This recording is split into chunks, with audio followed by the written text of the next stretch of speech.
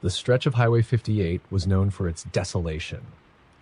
Miles of empty roads sliced through dense forests and barren landscapes, interrupted only by the occasional gas station or abandoned rest stop. It was the perfect route for Evan and Marissa, a couple in their mid-20s, eager for adventure. They had planned this road trip as a way to escape their humdrum lives in the city. The plan was simple: drive cross-country, stop at quirky attractions, and live life on the edge for once. They left just after sunrise, their car packed with snacks, a playlist of their favorite songs, and a road map, just in case their GPS failed in remote areas. The first few hours were idyllic, filled with laughter, spontaneous photo ops, and the occasional sing-along. But as the sun dipped below the horizon and the forest began to encroach on both sides of the road, an unsettling silence crept into the car. Evan noticed it first. The dashboard clock had been stuck at 8:42 p.m. for the last 15 minutes. He tapped it, but the numbers didn't budge. Then Marissa pointed out the headlights. They seemed dimmer than before, barely piercing the darkness ahead. Even stranger, their phones had no signal, despite being in an area that should have had coverage. "We'll stop at the next gas station," Evan said, trying to sound confident. But the unease in his voice was unmistakable. The gas station appeared out of nowhere, a lone building with a flickering neon sign that read, "Open." Its isolated location felt convenient, but too convenient. They pulled in and Evan stepped out to fill the tank while Marissa went inside to grab snacks. Inside, the air was stale, and the shelves were stocked with items that looked decades old. The cashier, an elderly man with sunken eyes, greeted Marissa with a toothy grin. Something about him made her stomach turn.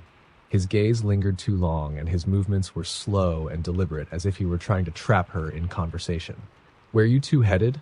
he asked, his voice gravelly. "Just passing through," she replied quickly, grabbing a bag of chips and heading to the counter. "You be careful out there," he said, his tone turning serious. "This stretch of road, it's got a way of swallowing people whole." Marissa forced a polite smile, paid, and hurried back to the car. As she climbed in, she told Evan about the cashier's warning, but he dismissed it as the ramblings of an old man. Back on the road, the tension between them grew. The trees seemed to close in tighter, and the headlights now barely illuminated a few feet ahead. Evan tried to turn on the high beams, but they flickered and died. Then they saw it, a figure standing in the middle of the road. Evan slammed on the brakes, skidding to a stop just inches from the person. It was a woman, barefoot and dressed in tattered clothes, her hair matted and face obscured by shadows. She didn't move. "Should we help her?" Marissa whispered, her voice trembling. "I don't think we should," Evan replied, gripping the steering wheel tightly. The woman suddenly tilted her head, as if she had heard them. Then she smiled, a wide, unnatural grin that sent chills down their spines. She reached out, placing one hand on the hood of their car. Without thinking, Evan reversed, the tires screeching.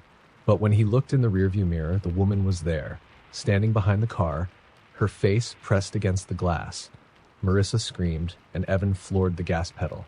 The car sped down the road, but the woman seemed to follow, her distorted figure appearing in every mirror. No matter how fast they drove, she was always there. Then, the radio crackled to life, playing a distorted version of a song they had been singing earlier in the day. Marissa covered her ears, tears streaming down her face. "Evan, make it stop!" He yanked the radio dial, but the music grew louder, filling the car with an oppressive, eerie melody. The woman's laughter echoed through the speakers, blending with the song. They didn't know how long they had been driving when they saw it, a motel, its neon sign glowing red against the dark forest. Desperate, they pulled in and rushed to the lobby. The receptionist didn't even look up as they approached. "Room 12, she said, sliding a key across the counter. Inside the room, they bolted the door and drew the curtains. The space was small and outdated, but it felt like a sanctuary compared to the road. "I think we're safe," Evan said, though his voice wavered. But when Marissa turned on the TV, the screen showed live footage of their car parked outside. The woman was there, standing next to it, staring directly at the camera. The power went out, plunging the room into darkness. A knock came at the door, slow and deliberate. "Don't answer it," Marissa whispered. But then they heard her voice, soft and sing-song. You can't outrun me." The knocking grew louder, more insistent, until the door rattled on its hinges. Evan grabbed a lamp, ready to defend them, but when the door burst open, the room was empty. The woman was gone. The car was gone. Even the motel itself seemed to vanish, leaving them standing in the middle of the dark forest. Their phones buzzed simultaneously. Both screens displayed the same message, 8:42 p.m., welcome back. The stretch of road between Fairview and Clearwater Water was infamous for its eerie reputation. The locals called it Devil's Hollow, and it was avoided after dark.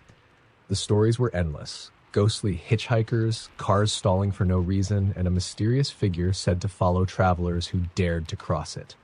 Lisa, Kevin, and Rachel had heard it all before, but they were skeptics, and their road trip plan took them right through the heart of the hollow. It was Kevin's idea to drive through at night, just to prove the rumors were nonsense.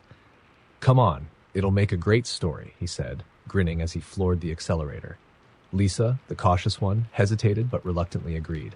Rachel, ever the thrill seeker, was all in, recording their journey for her growing social media followers. The road into Devil's Hollow was unremarkable at first, just a two-lane highway flanked by towering pines. As the night deepened, a thick fog rolled in, swallowing the road and everything around it. Their headlights barely pierced the mist, and the dense silence of the forest felt oppressive. Kevin turned the radio on to cut the tension, but the station crackled with static.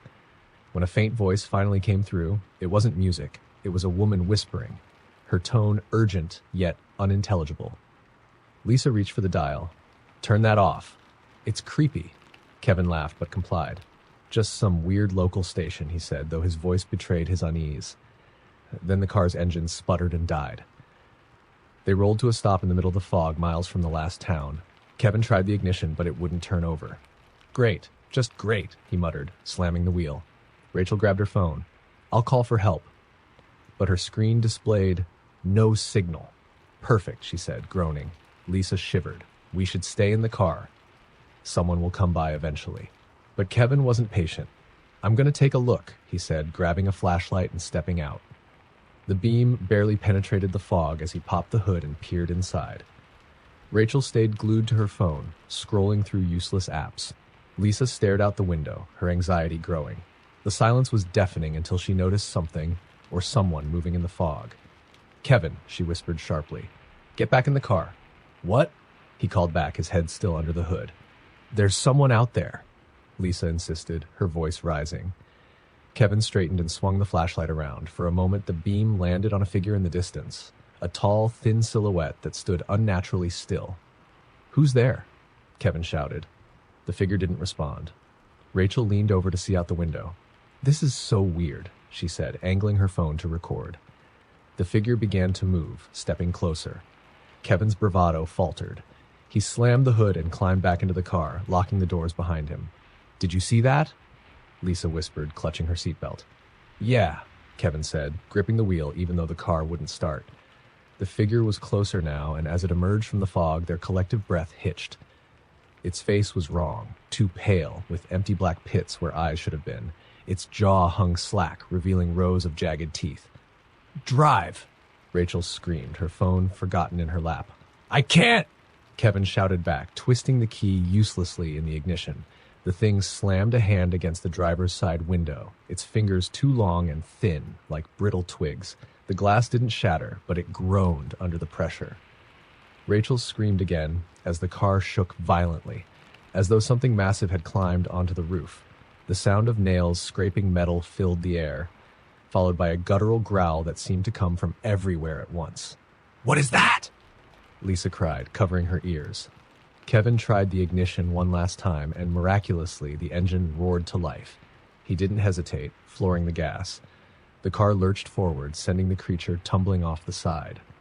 But the nightmare wasn't over. The road ahead seemed endless, looping back on itself no matter how far they drove. And the thing wasn't gone. It was following them. Sometimes it appeared in the rearview mirror, other times on the side of the road, running alongside the car at impossible speeds. The fog thickened, and the radio crackled back to life. This time the woman's voice was clearer. "You shouldn't have come," she said. Kevin swerved as the thing lunged at the car again, its claws raking the side. Lisa sobbed uncontrollably while Rachel muttered a panicked prayer under her breath. Then, just as suddenly as it started, the fog lifted. They found themselves on a clear stretch of highway, the creature gone. Kevin didn't stop driving until they reached the nearest town, where they pulled into a brightly lit diner, shaking and pale. The waitress approached their table, raising an eyebrow at their disheveled appearance. "You kids look like you've seen a ghost," she said with a chuckle. Rachel stared at her. We were on Highway 77, Devil's Hollow." The waitress's smile faded. "You're lucky you got out. Most don't." When they returned to the car later, they found long, deep scratches gouged into the metal. On the rear window, a single handprint was pressed into the glass, impossibly large and smeared with what looked like ash. The four friends, Jake, Sarah, Mia, and Ethan, were on their way to a remote campsite deep in the Adirondacks. The road was a winding, isolated stretch of asphalt, surrounded by thick woods. No cell phone service, no street lights, and only the hum of their car engine to keep them company. It was Ethan's idea to take the shortcut through Hollow Ridge Road, despite the warnings from the locals at the gas station. "You don't want to take Hollow Ridge," the old cashier had said. "People disappear out there. Cars break down. Strange things happen." But Ethan laughed it off, calling it a ghost story meant to scare tourists. Jake, who was driving, hesitated, but eventually gave in to Ethan's persuasion. The road was rough and uneven, with potholes that rattled their car as they bumped along. The trees loomed closer the farther they drove, their gnarled branches stretching over the road like skeletal fingers. The dense canopy blocked out the moonlight, plunging them into an oppressive darkness. Mia glanced at her watch and frowned. "It's almost midnight. How much longer?" Jake squinted at the GPS. "It says we've got about 20 more miles, but it keeps glitching." "Of course it does," Sarah muttered, nervously fidgeting with her bracelet. She had been uneasy ever since they turned onto the road. A low fog began to creep across the asphalt, swirling around the car's tires. It thickened with every mile, and soon the headlights barely lit the path ahead. Jake slowed down, his knuckles white on the steering wheel. "This is creepy," Mia said, peering out the window. "You're just letting that old guy's story get to you," Ethan replied, though his voice lacked its usual confidence. The car jolted as they hit a large pothole, and the engine sputtered before dying completely. The silence that followed was deafening. Jake tried the ignition, but it wouldn't turn over. "Great," he muttered, slamming his fist against the wheel. "Maybe it's the battery," Ethan said, unbuckling his seatbelt. "Don't get out," Sarah blurted. Ethan paused, giving her a skeptical look. "What, you think something's out there?" She didn't respond, but her wide eyes said enough. "I'll take a look," Ethan said, grabbing a flashlight from the glove compartment. He stepped out into the fog, his breath visible in the cold night air. Jake leaned out the window. "Hurry up, man." Ethan circled to the front of the car, shining the flashlight under the hood. Everything looked normal, but when he tried to touch the engine, his hand recoiled. It was ice cold, far too cold for a recently running car. "Guys," he called out, his voice trembling. "Something's weird." A loud snap came from the woods, followed by the sound of crunching leaves. Ethan froze, swinging the flashlight toward the noise. "What is it?" Mia asked, her voice tight with fear. "I don't know," Ethan replied, backing toward the car. Then they saw it, a pair of glowing eyes staring at them from the tree line. They were too high off the ground to belong to any animal they knew. The eyes blinked, and a low, guttural growl filled the air. "Get back in the car," Sarah screamed. Ethan didn't need to be told twice. He scrambled inside, slamming the door just as something massive emerged from the woods. Its form was obscured by the fog, but its silhouette was wrong, twisted and hunched, with long limbs that ended in clawed hands. The creature let out a bone-chilling screech and lunged toward the car. Jake turned the key frantically, and this time the engine roared to life. He floored the gas, and the car shot forward, narrowly avoiding the thing as it swiped at them. "Drive faster!" Mia shouted, glancing back to see the creature chasing them, its unnatural gait covering ground faster than seemed possible. "I'm trying," Jake yelled, gripping the wheel as the car bounced over the uneven road. The creature was relentless, keeping pace with the car no matter how fast they went. It slammed its claws against the trunk, denting the metal. Sarah clutched her seatbelt, tears streaming down her face. "It's going to catch us." Just when it seemed all hope was lost, the road opened up ahead. The fog began to thin, and the lights of a small roadside diner appeared in the distance. Jake didn't hesitate. He swerved into the parking lot, skidding to a stop in front of the diner. The creature halted at the edge of the lot, its glowing eyes fixed on them. It let out another screech before retreating into the woods. The four friends stumbled out of the car and into the diner, their faces pale and their bodies shaking. The waitress behind the counter gave them a concerned look. "Y'all come off Hollow Ridge?" she asked, her tone serious. They nodded, too shaken to speak. She shook her head. "You're lucky you made it out. Not everyone does." As they sat down, trying to catch their breath, Mia noticed something strange. The back window of the car was cracked, and on the glass was a handprint, large, clawed, and smeared with dark, sticky blood. The rain started an hour after Emma and Tyler left the last town. It wasn't just a drizzle, it was a torrential downpour that turned the narrow country road into a blur of water and shadow. They were headed to a bed and breakfast deep in the Blue Ridge Mountains, a quaint little escape they'd booked on a whim. But as the rain intensified and their GPS signal flickered out, the charm of their trip began to wane. "We'll find it," Tyler said, though his voice lacked conviction. He gripped the steering wheel tightly, squinting at the road as the wipers struggled to keep up. Emma leaned closer to the window, her face lit by the faint glow of her phone. "No service." "Great. Do you even remember the directions?" "Vaguely," Tyler muttered. "It's supposed to be off a side road, but..." The beam of their headlights caught a sign ahead, weathered and barely legible. "Black Hollow Inn, 2 miles." "That's it," Emma said, relief flooding her voice. Tyler turned onto the gravel road indicated by the sign. The tires crunched over wet stones as the car bumped along the uneven path. The trees on either side grew denser, their branches intertwining overhead to form a tunnel that seemed to swallow the faint light from the sky. The inn appeared suddenly, as if materializing out of the darkness. It was a sprawling Victorian-style house with peeling paint and a sagging roof. The windows glowed faintly, suggesting it was still occupied. "This place looks old," Emma said, hesitating as they pulled into the driveway. "It's got character," Tyler replied, forcing a grin. They grabbed their bags and dashed through the rain to the front door. The brass knocker was cold and heavy, shaped like a twisted, grinning face. Tyler knocked 3 times, and the sound echoed hollowly inside. After a long pause, the door creaked open.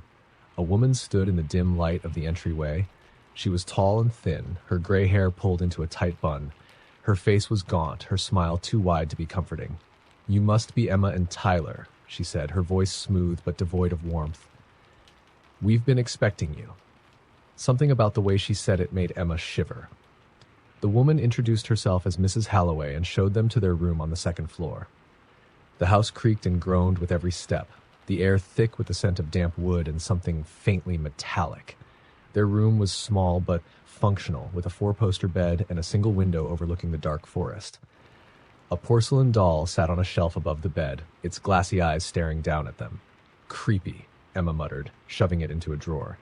They unpacked quickly and decided to explore the house before settling in. The hallways were lined with faded wallpaper and old portraits whose subjects seemed to follow them with their eyes. "Do you think we're the only guests?" Emma asked, her voice barely above a whisper. "Probably," Tyler said.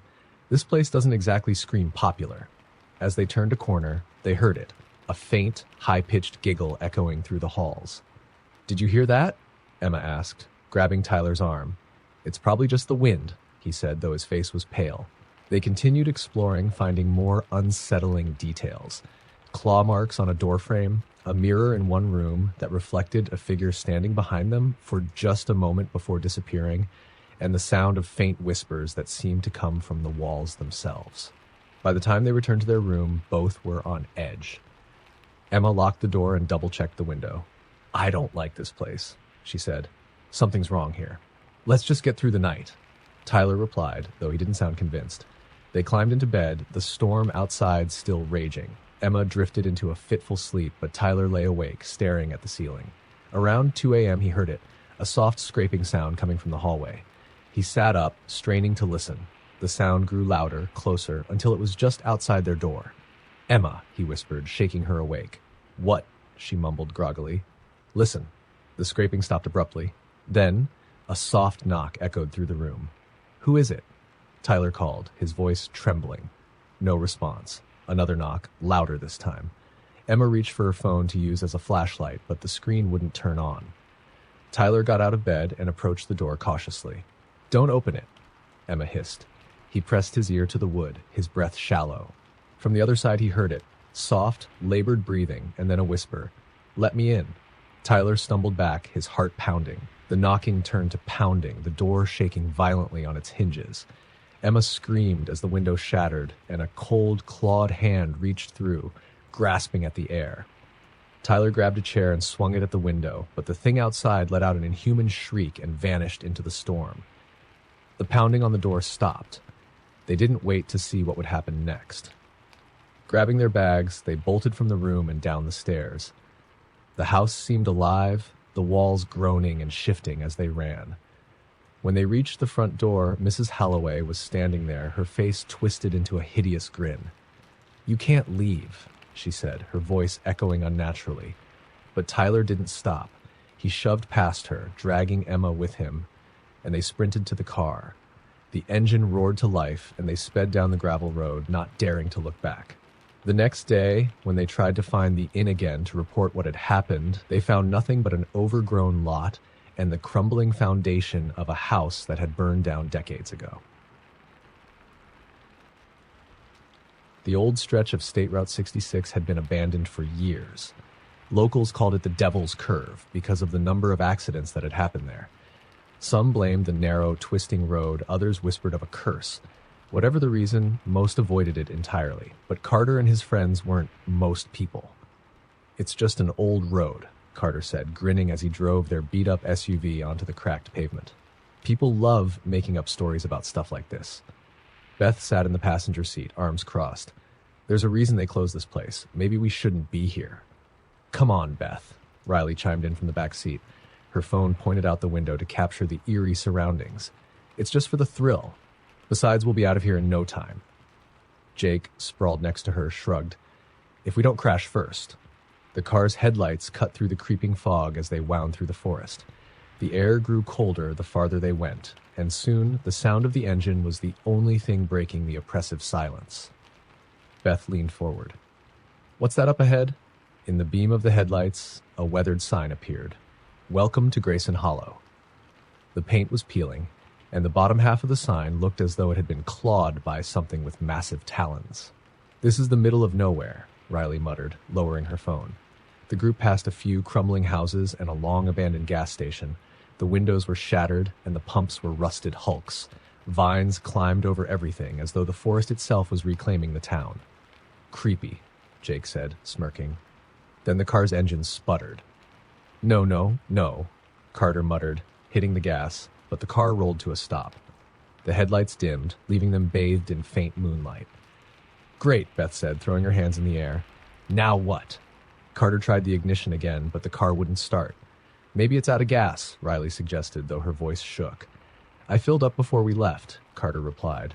Beth's gaze darted to the rearview mirror. "Did you guys see that?" "See what?" Carter asked, but his voice was tight. "There was something in the trees," Beth whispered. Riley leaned toward the window.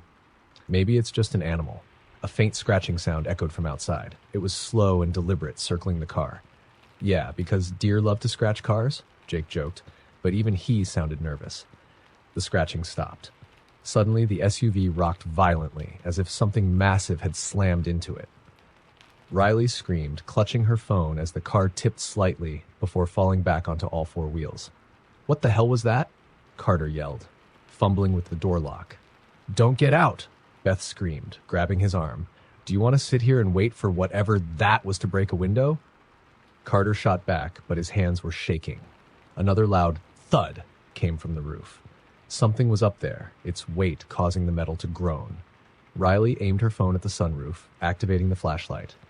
The beam illuminated a pale, skeletal face pressed against the glass. Its eyes were black pits. Its mouth stretched into an unnatural grin that revealed rows of jagged teeth. "Oh my God!" Riley screamed, dropping the phone. The thing on the roof screeched, a high-pitched, ear-splitting sound that made everyone cover their ears. "Drive, Carter!" Beth shouted. "The car won't start!" Carter yelled back, turning the key over and over in vain. The creature pounded on the roof, leaving deep dents in the metal. Jake scrambled to open his door. "We have to run!" "Are you insane?" Beth hissed. But Jake didn't wait. He bolted out of the car, disappearing into the fog. "Jake!" Riley screamed after him, but he was already gone. The creature let out another screech before leaping off the roof and into the fog after Jake. The silence that followed was worse than the noise. "We need to go now," Carter said, his voice shaking. Beth nodded, grabbing Riley's arm as they prepared to leave the car. Just as they opened the door, they heard it, a low, wet, gurgling sound. Jake staggered out of the fog, his face pale and his shirt soaked with blood. "Help me," he gasped, collapsing to his knees. Riley rushed toward him, but Beth grabbed her arm. "Wait!" Something was wrong with Jake. His limbs were twisted at odd angles and his movements were jerky, unnatural. "Help me," Jake repeated, but his voice sounded wrong, like multiple people speaking at once. Then he smiled and his mouth stretched impossibly wide, revealing rows of jagged teeth, just like the creature's. "Run!" Beth screamed, dragging Riley back toward the car. But it was too late.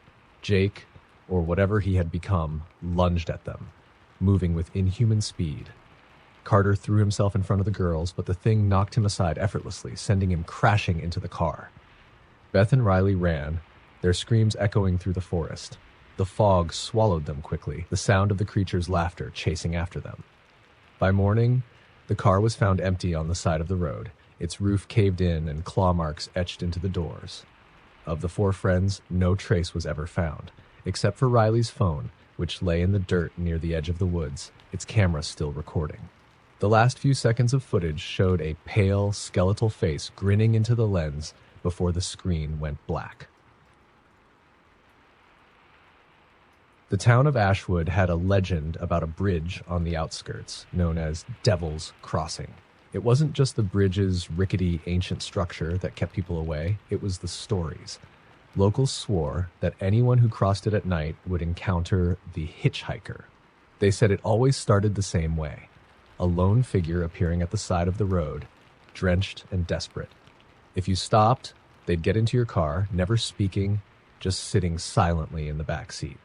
If you didn't stop, they'd still be there the next time you looked in the rearview mirror.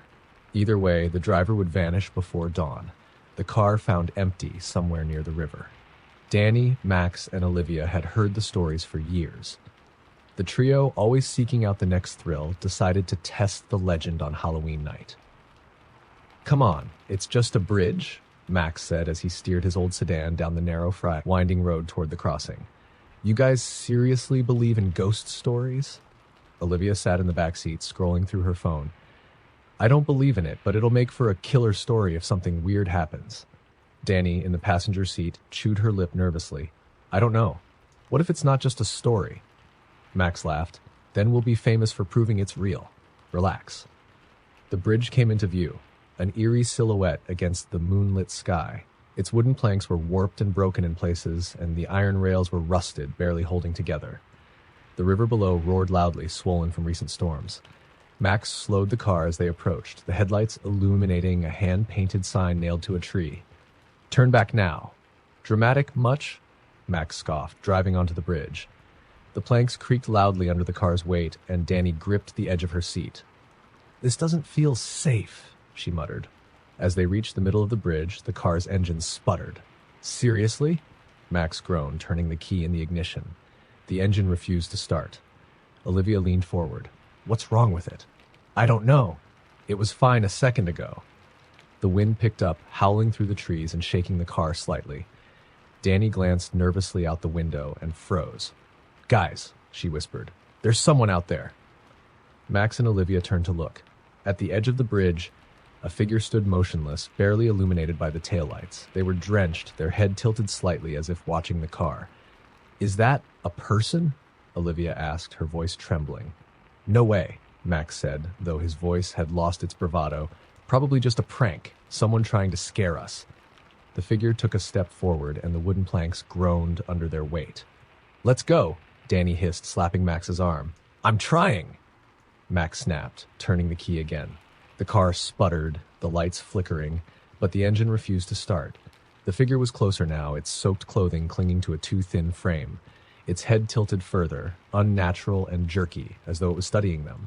"Lock the doors," Olivia whispered, her hands shaking as she hit the button. Max kept turning the key, cursing under his breath, but the car remained dead. Then the figure vanished. "Where did it go?" Danny asked, her voice high-pitched with panic. Maybe they left, Olivia suggested, though she didn't sound convinced. A loud bang shook the car as something slammed into the trunk. All three screamed. Max twisted in his seat, staring at the rear windshield, but there was nothing there. Another bang, this time from the roof.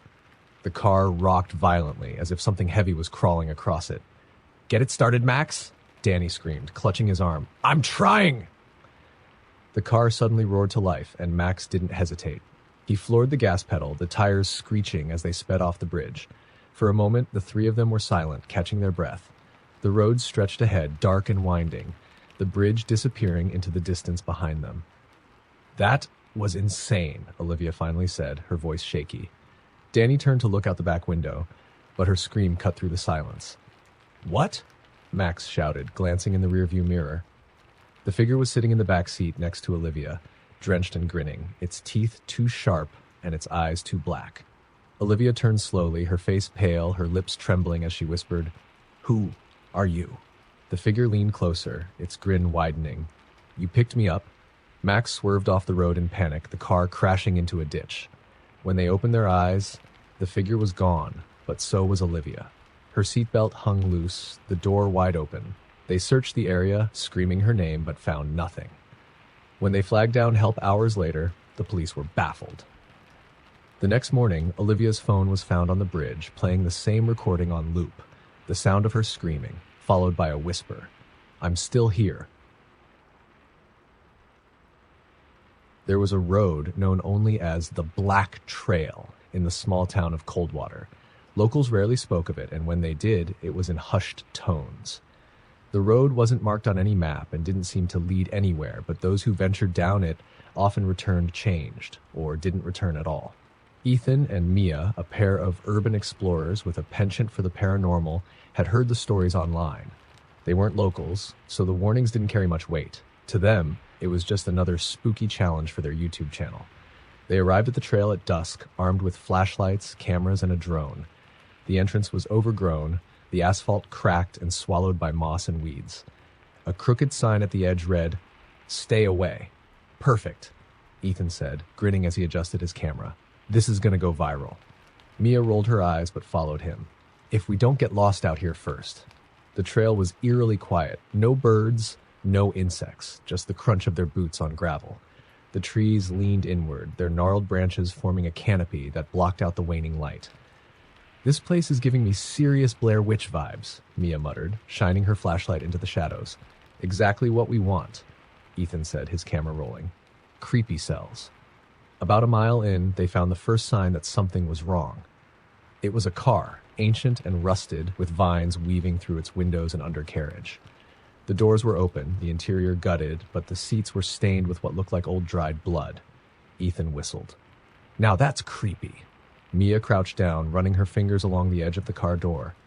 "Whoever left this here didn't do it willingly. Or it's just a junker someone abandoned," Ethan said, but his forced laugh didn't reach his eyes. They continued on, their footsteps echoing unnaturally loud. The deeper they went, the darker it became, even with their flashlights.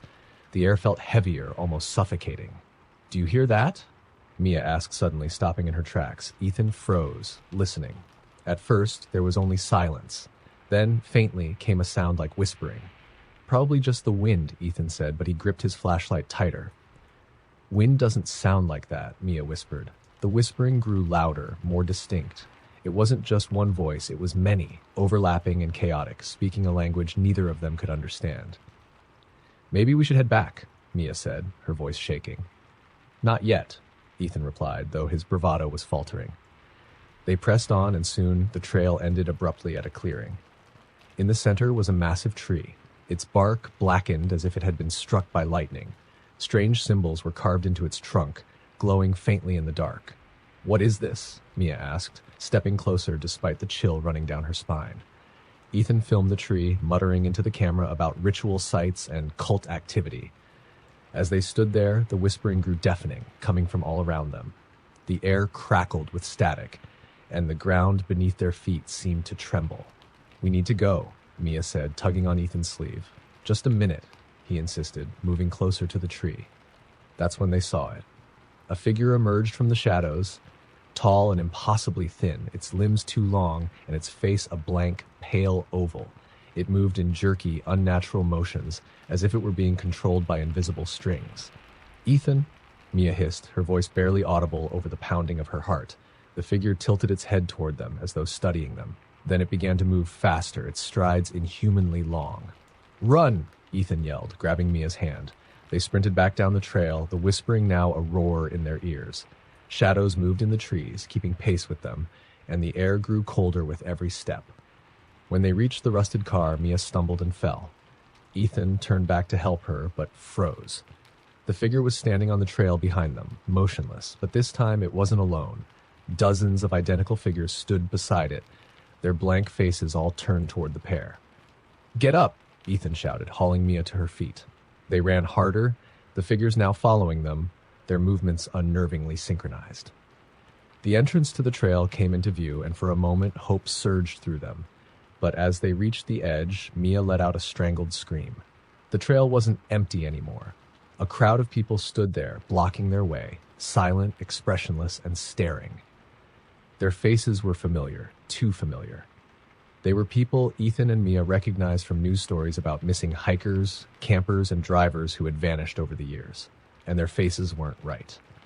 Their mouths stretched too wide, their eyes too dark. The whispering stopped, replaced by a single, echoing voice. "You can't leave."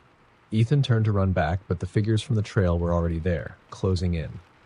The camera was found weeks later at the edge of the black trail, its memory card intact. The final footage showed Ethan and Mia surrounded, their terrified faces lit only by the glow of the carvings on the tree. Their screams faded into static, and then the video ended. Neither of them was ever seen again.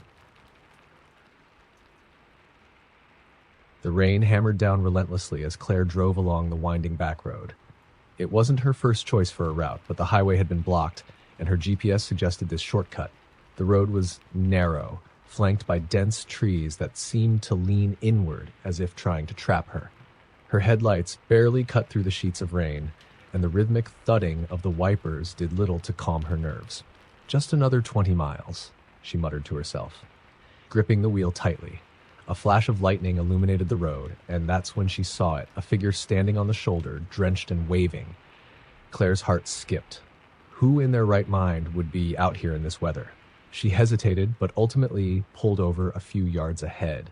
She didn't want to leave someone stranded. Rolling down the window slightly, she called out, "Are you okay?" The figure, a young woman, pale and shivering, approached. Her hair was plastered to her face, and her clothes were soaked. "Please," she said, her voice barely audible over the rain. "I need a ride. My car broke down."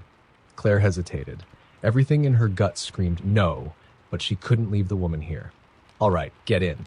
The woman climbed into the passenger seat without hesitation, dripping water onto the upholstery. She didn't speak, just buckled her seatbelt and stared straight ahead. Claire tried to make conversation. "What were you doing out here?" The woman didn't look at her. "Driving. Got stuck." Short answers. Uneasy, Claire focused on the road. The miles stretched on in silence, the rain growing heavier. Lightning flashed again, and in that moment, Claire thought she saw something strange. The woman's reflection in the windshield didn't match her movements. It was staring at Claire, grinning. She blinked, and it was gone. Claire's grip on the wheel tightened. So, where am I dropping you off?" "Just a little farther," the woman replied. As they drove, the road became rougher, the trees denser. The GPS lost signal, and the night seemed darker than it should have been. Claire felt an unnatural chill creeping into the car, despite the heater being on full blast. Then the woman spoke. "Do you know about this road?" "No," Claire said, trying to keep her voice steady. "It's called the Lost Mile," the woman said, her tone detached. "People drive in, but they don't always drive out." Claire's stomach sank. "What do you mean?" The woman turned to look at her, and this time Claire saw her clearly.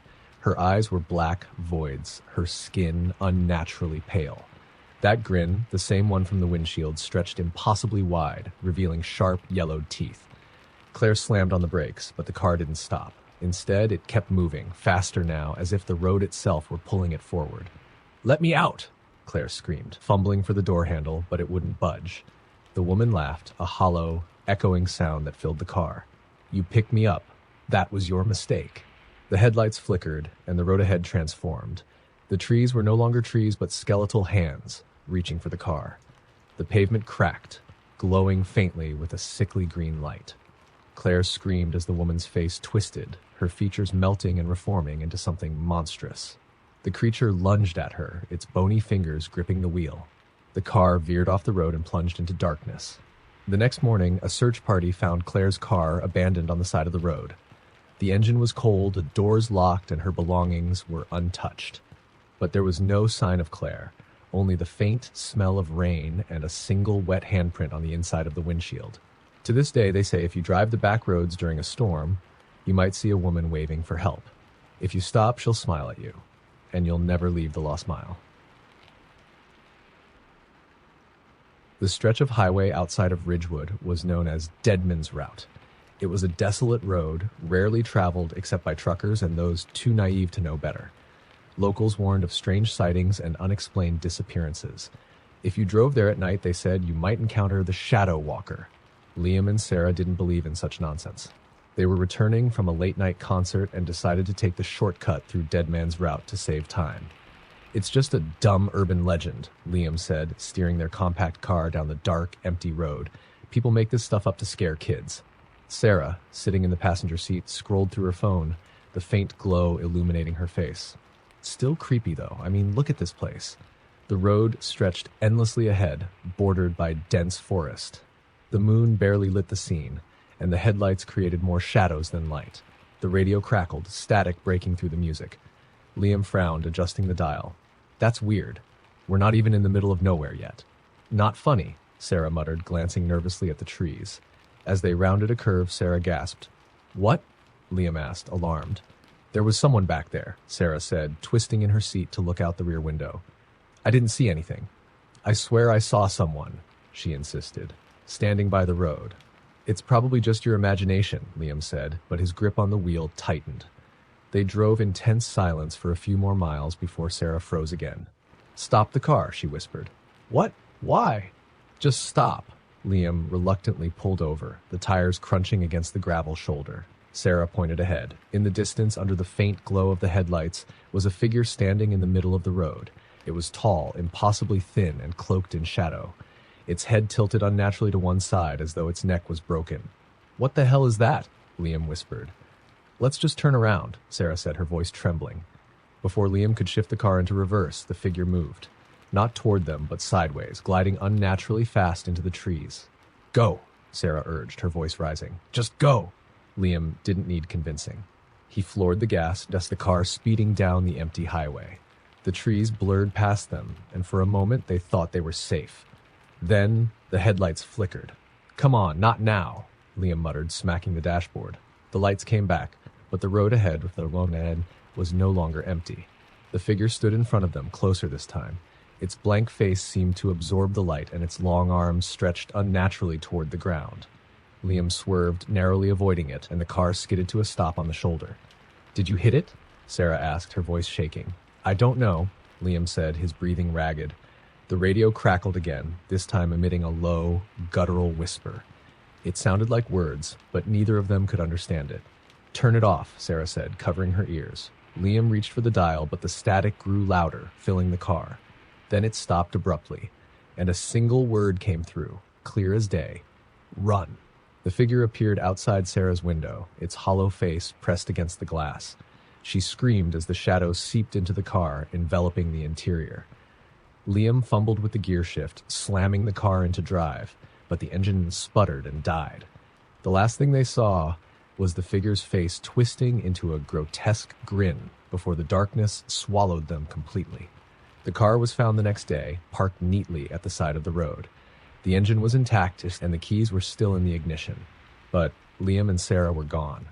The only clue left behind was a series of deep scratch marks on the car's roof and a single word scratched into the windshield. "Run." Travelers still report sightings of the figure on Deadman's Route, standing silently in the road or appearing in rearview mirrors. And those who stop, they're never seen again. The clock on Eric's dashboard blinked 11:47 p.m. as he drove through the endless stretch of farmland on County Road 57. He was on his way back from a late-night gig in the neighboring town, his guitar resting on the back seat. The road was deserted, the moon hidden behind thick clouds. It was the kind of night that felt unnervingly still. Eric yawned and reached for his coffee cup, only to realize it was empty. His tired eyes flicked to the GPS. Another 45 minutes to go. That's when he saw the sign. Last chance gas, 1 mile ahead. Relieved, Eric slowed the car. His gas gauge wasn't low, but the thought of a quick pit stop and a snack sounded appealing. The station appeared soon after, a small, decrepit building with a single pump under a flickering light. Eric parked and stepped out into the cool night air. The place looked abandoned, but the pump was operational. He filled his tank and went inside. The store's bell jingled as he entered, but no one was behind the counter. The shelves were sparse, stocked with dusty snacks and expired drinks. "Hello?" Eric called out. A moment later, an old man emerged from the back, his face weathered and pale. He moved stiffly, as if every step hurt. "Traveling late, huh?" the man said, his voice raspy. "Yeah," Eric replied, grabbing a soda and some chips. "Heading home from a gig." The old man's gaze lingered on Eric, his sunken eyes unnervingly intense. "You shouldn't be on this road at night." Eric chuckled nervously. "Why's that?"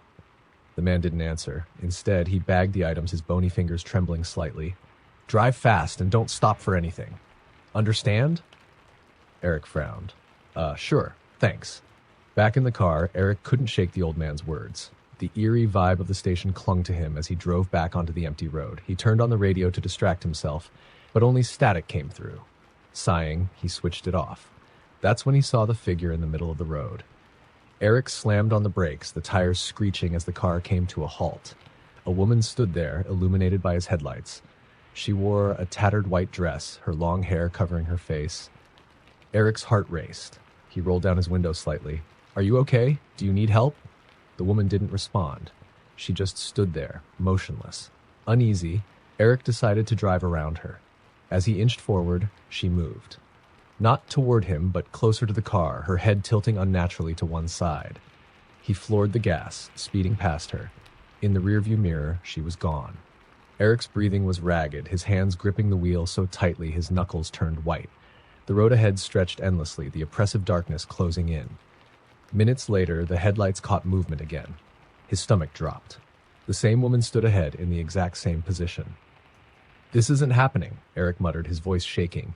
He swerved to avoid her, not slowing down this time. The car jerked as it hit a pothole, but he kept going, refusing to look back.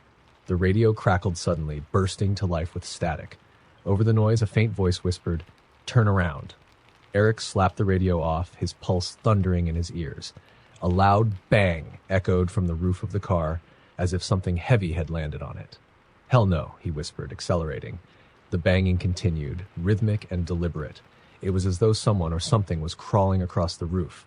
Eric didn't dare stop. He pressed harder on the gas, the car pushing 90 miles per hour. Then the banging stopped. The silence was worse. Eric glanced in the rearview mirror and his blood ran cold. The woman was sitting in the back seat, her head tilted toward him, her hair parted, revealing hollow black eyes and a smile that stretched impossibly wide. "Don't stop," she whispered. Eric screamed, the car swerving wildly before he regained control. He didn't look back again, didn't slow down until he saw the lights of his town on the horizon. When he finally pulled into his driveway, he jumped out of the car, shaking. The back seat was empty, but the smell of decay lingered. Eric didn't sleep that night. The next morning, he found deep scratches on the roof of his car as though something with claws had dragged itself across it. And scrawled on the dusty rear window was a single word: "Soon."